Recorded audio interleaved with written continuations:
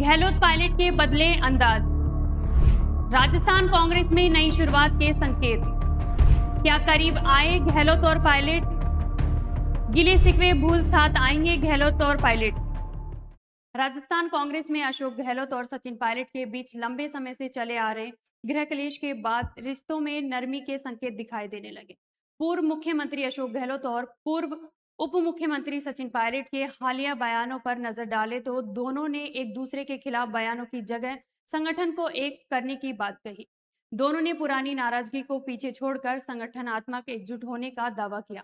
गहलोत के बयान के बाद पहली बार सचिन पायलट ने कहा कि उन्होंने गहलोत का बयान सुना है और गहलोत ने कहा कि जिस प्रकार उनका अपने पुत्र के प्रति स्नेह और लगाव है वैसे ही स्नेह मेरे प्रति भी रहा। हम सभी कांग्रेस के सिपाही हैं और राहुल गांधी के मोहब्बत की दुकान के संदेश को आगे बढ़ाते हुए सभी नेताओं और कार्यकर्ताओं को मिलकर संगठन को मजबूत करने के लिए मिलकर काम करना चाहिए। गहलोत ने कहा कि आज के बयान के बाद तमाम मुद्दे खत्म हो जाएंगे, सब लोग करीब आएंगे। वह पहले ही भूलो और माफ करो का संदेश दे चुके हैं। उनका मानना है कि पुराने विवादों को पीछे छोड़कर सभी नेताओं को पार्टी और लोकतंत्र को मजबूत करने के लिए एकजुट होकर काम करना चाहिए। अब समय आ गया है कि जब सभी नेता व्यक्तित्व मतभेद भुलाकर कांग्रेस को मजबूत बनाने के लिए साथ आए।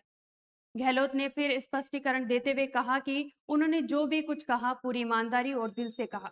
उनका उद्देश्य किसी व्यक्ति पर आरोप लगाना नहीं था, बल्कि उन परिस्थितियों को सामने रखना था जिनके कारण यह धारणा बनी। उन्होंने मुख्यमंत्री पद पर बने रहने के लिए कांग्रेस अध्यक्ष पद स्वीकार नहीं किया। सचिन ने जो कहा वह सही है। उन्होंने कहा, हम बचपन से एक दूसरे के परिवारों के संपर्क में रहे हैं।